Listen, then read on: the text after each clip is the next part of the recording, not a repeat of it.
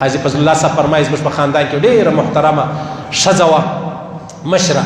هغې څه کول؟ هغه ول داسې و چې مطلب نه به خاوند بزرګانې کې څوک ښوولي دي، نه به خاوند د خپلې کوروالا شکایت کوي، نه به کوروالا د خاوند. ولې؟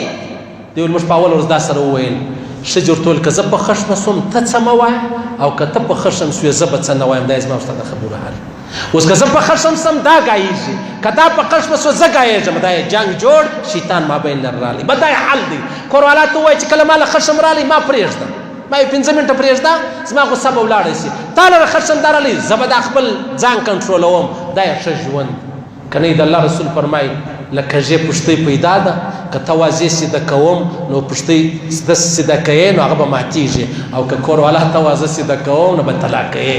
الله دې وساتي، الله دې موږ ته هدایت وکړي، الله دې هغه ژوند را نصیب کړي الله په راضي، محمد رسول الله مبارک پر راضي.